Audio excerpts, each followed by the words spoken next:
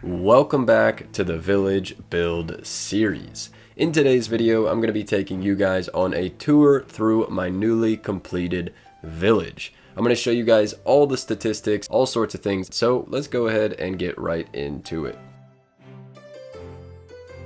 Alright, so village stats. First things first, there are 6 main buildings in the village, 5 themed houses throughout the village, and 1 longhouse at the top of the hill. Next, we have 3 different bridges in town. 2 are right here next to each other, and then the third, which has a roof. There are also 8 medieval looking lanterns scattered throughout the village. There is 1 pagoda in the middle of the village, and also there are 2 public docks. You can see one is for rafts, which is made out of dirt, and one is for carves, which is a little bit nicer. Next, there are 2 water wells in town. This one is the larger one, and this one is the smaller one. And then after that, we have 2 little seating areas in the town. Here is one, and here is the other. And 2 more important pieces of infrastructure. We've got the water canals and the roads. You can see the water canals go 3 different ways: out into the ocean, out into an outlet of the ocean, and out into the forest. All of these water canals were widened in episode 1 of the Village Build series. Also, we have the road, and the road runs through the entire village. It connects up all the houses, it gives all the houses access to the longhouse, and it also gives them all access to the ocean. And of course, if you're wondering what the frame rate is like in this village, you can see I'm running just shy of 20,000 instances, which brings me on average to about 30 frames per second. Alright, so now I want to show you guys the village under different conditions. First of all, we have the village under no conditions at all. Full sunlight, the lights are on, no weather is present. Next, we have the village under, once again, no conditions at all, but this time it is during the night. So now you guys have seen the village during the day and the night under no conditions. Now let's bring in some variables. So really the only variable we have to work with here that's going to change the village is rain. So I brought in some rain, I made it go away, and now you can see in the daylight what it looks like once the village has been weathered. So we've got some green elements in the outdoor areas of the village. The main buildings, though, have pretty much stayed the same. Now, in the next part of this, I want to show you guys my favorite environmental conditions from all of the options we have in Valheim for the village.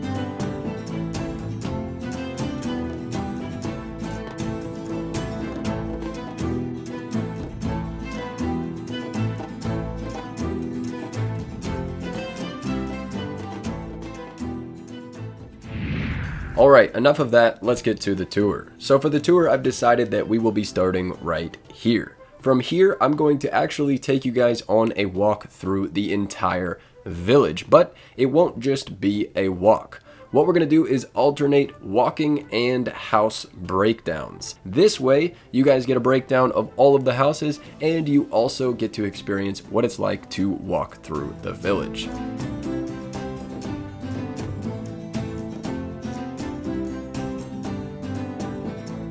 Alright, let's get started with the tour at the Blacksmith's house. This is one of my favorite houses in the village, so I figured it'd be cool to start here.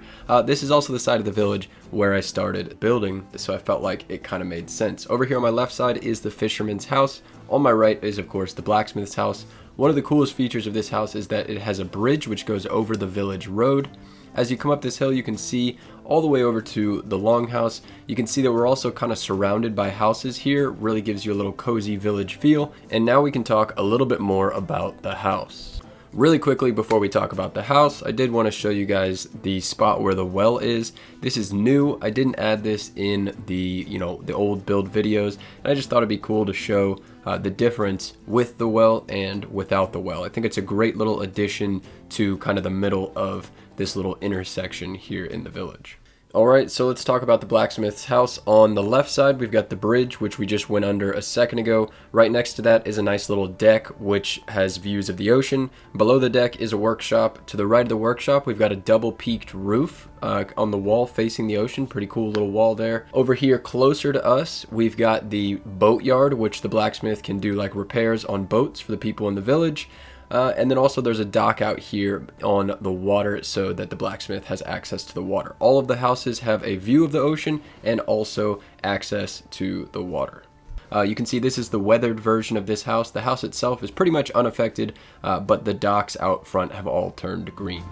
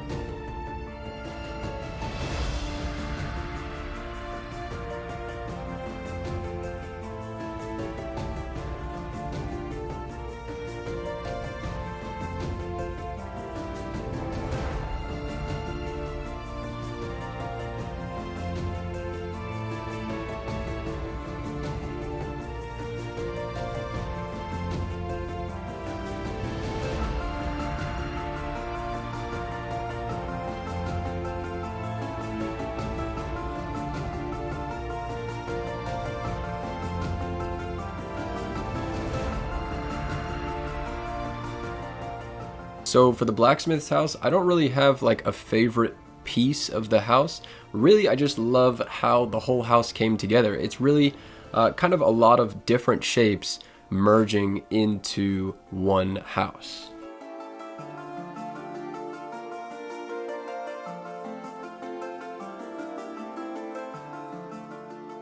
Alright, now let's head back down the hill towards the Fisherman's house. Now, one of the coolest things about the Fisherman's house that I want to point out right away is this big stone here in the middle of the front entrance. This was here naturally, and I decided to build a staircase around it. One of my best decisions on this house. Now for this house, I wanted it to be centered around outdoor activities. So on the left side, we have an outdoor kitchen.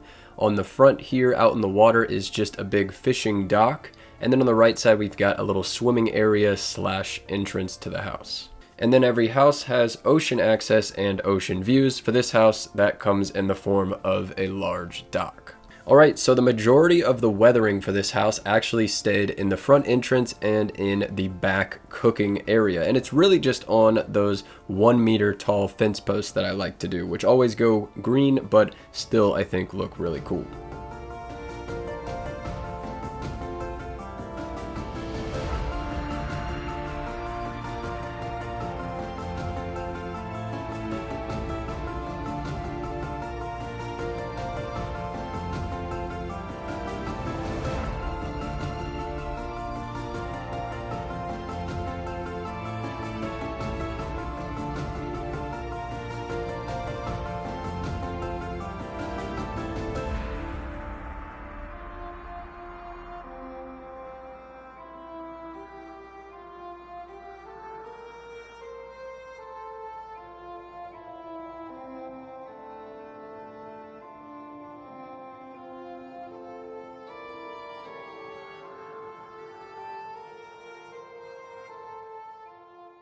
My favorite feature of this house is the front entrance. You can see we've got a diving board here to jump in the water, a staircase to get out of the water, and then we've just got a couple other little like semicircle type of circle things just to kind of naturally fit into this environment. We've got flowers growing in one, a bench in another one, and it just feels, you know, this little area like it's very organic, and I just love how this little area came together.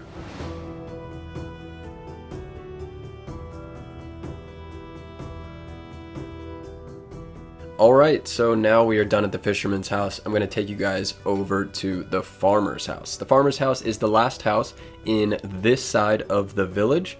As we head back up this way, we could go right into the farmer's house, but quickly I want to take you guys down this little side road. You can see we've got some nice landscaping on the left, we've got a medieval lantern, and also a nice little seating area here in the corner of the side road.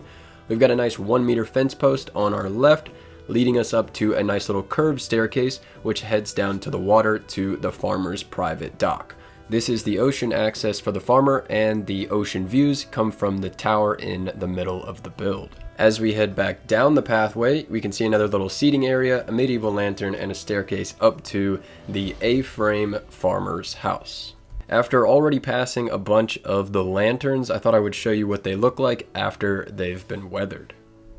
Alright, so for the farmer's house, the key feature is the farm. You can see it wraps all the way around the house. The way I did this is that I put the house on the peak of the hill, and then the farm is a little lower, so the hill is wider there so I can wrap it around the house. You can see on the left side we've got an outdoor eating area, a large front entrance in the middle of the house. On the right side of the house there is a nice little deck you can walk out on from the bedroom. Then we fast forward through some rain, and we can see what this house looks like in its weathered form. The house itself is pretty much exactly the same. Once again, we're just dealing with the outdoor features, and in fact once again the 1-meter fence which is going bad in the rain and turning green.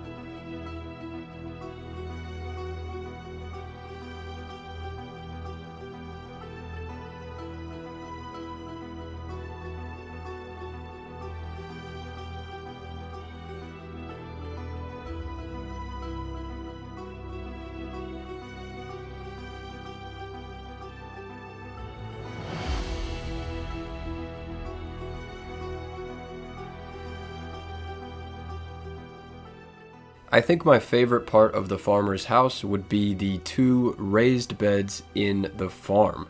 They're pretty much just farmland raised up a little bit, but I thought it'd be cool to have a difference of elevation within the farm.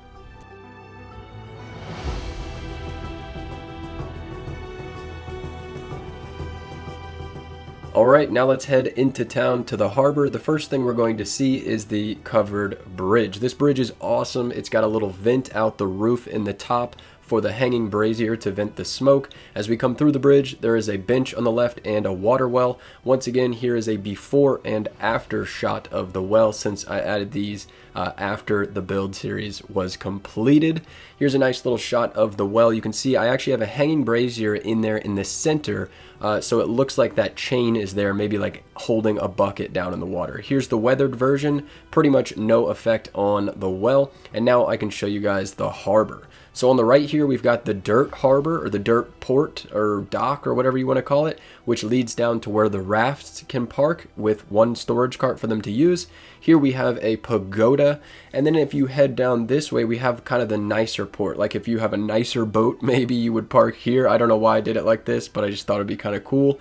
So you have a carve here instead of a raft, and you also have 2 storage carts here instead of 1, and those storage carts are covered. Then we have the 2 bridges over here. We've got the one arched bridge over towards the gardener's house, the smaller, flatter bridge over here on the side, and now we'll head to the gardener's house. But first I wanted to show you what this dock looks like in its weathered form. I wanted to show you guys everything in the weathered form. The dock pretty much looks the same. Some of the things went green, but honestly, I love the look in both forms, weathered and also not weathered.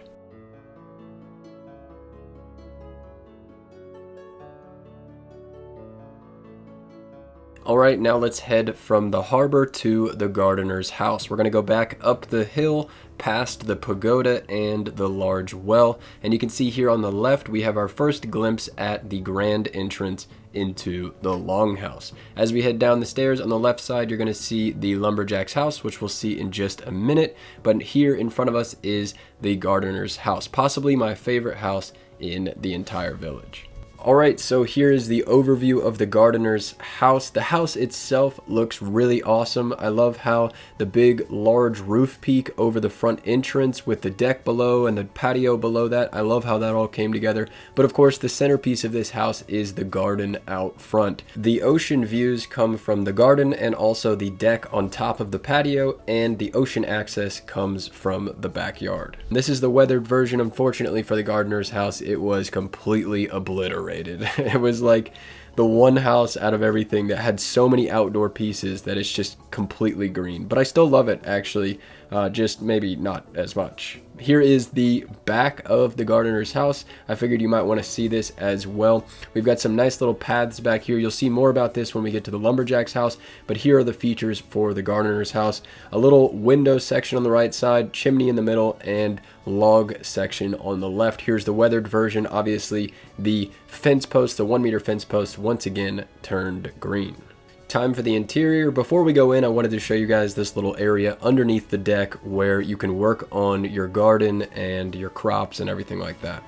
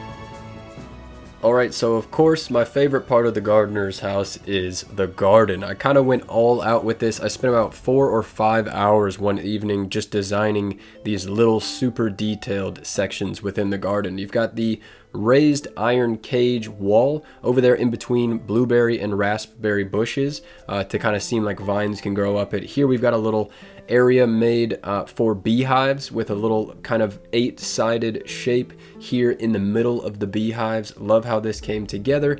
We've got the little snaking paths which go through the garden. This was, my inspiration was from Japanese Zen gardens, so that's why I've got these nice curvy paths. And then of course you have probably the best feature out of them all. I mean, I think they're all kind of cool, but this feature is really cool. This figure 8 thing over here. I made this by rotating each of the floor pieces one time when I was originally placing the docks in episode 1. If you want to see more about how I did that, check out the Gardener's House episode or episode 1. And you can see here though that it just created a nice little section here for kind of a mini farm within the garden. But of course also I do love the shape of the house as well.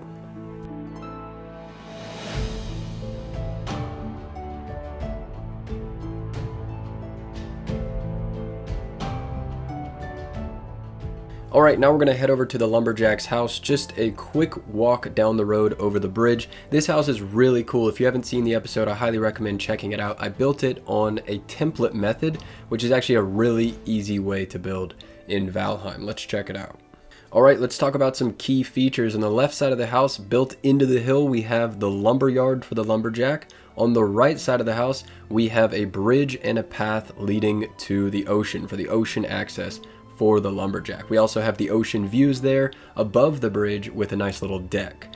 Now, the weathered version of this house pretty much is the same. You can see on top those 1-meter poles on the roof changed and the bridge and the path out back changed, but pretty much it is the same.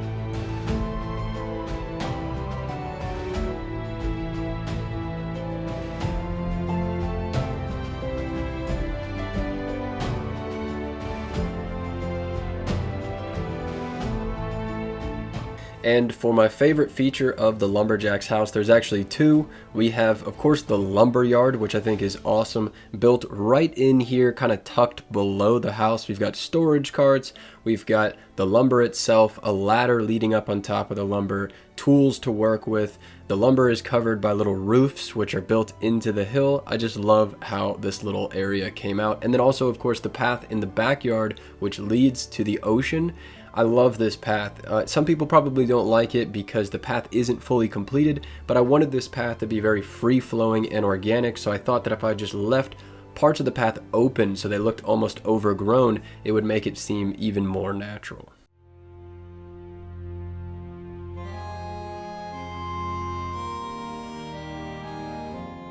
Alright, we are done here at the Lumberjack's house. Now it's time to head on over to the Longhouse. So for the Longhouse, first things first, we've got a nice grand staircase leading up to the massive front entrance. When we take a step back from the Longhouse and you can see it a little bit better, you can see that the roof has a lot of different details. There's actually 4 rooftop decks which stick out north, south, east, and west. And then there's even an opening at the top of the roof which you can use for a chimney if you'd like to. Here is the weathered version of the Longhouse. You can see there's some green beams over on the corners of the build, and then there's some green beams you can see here as I zoom in on the front roof peak. And then also the 1-meter poles and the small cage pieces which I used on the roofs on the very top, those are green too, but you know, for the most part the Longhouse really maintained most of its original look.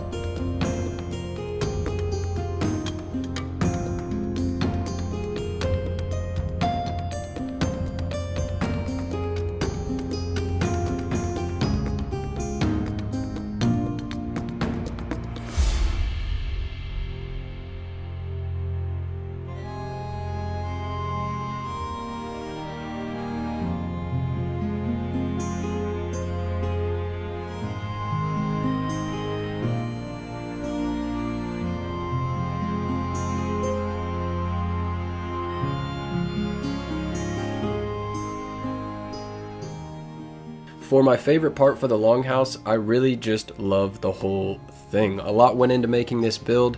Originally, I didn't even plan on it being 3 floors on the inside, so the whole 3rd floor, the catwalk, which connects all 4 different decks, north, south, east, and west, absolutely love that. I love the interior on the first 2 floors. And I love the overall roof structure of this place. I think it looks really awesome. And of course I love the roof peak over the front stairs too. I just love, you know, the whole building, I guess. I don't know, a lot went into this, so I'm just really happy with how it came out. Alright, so I mean, that really is it, I guess, for the village build series. I mean, that's all 5 houses, that's the Longhouse. You guys saw all the infrastructure in between. You know, it's a little bittersweet. This was a really long project. It took over a month to fully complete, and I'm just really happy with how it came out. Now it's time to just rest for a little bit and get started tomorrow on the new build. I really hope you guys enjoyed the village build series. I know I enjoyed making it. It was a lot of fun putting all these different techniques in. Stick around for like 10 more seconds. You can see some final cinematic shots of the whole village. More coming soon, of course.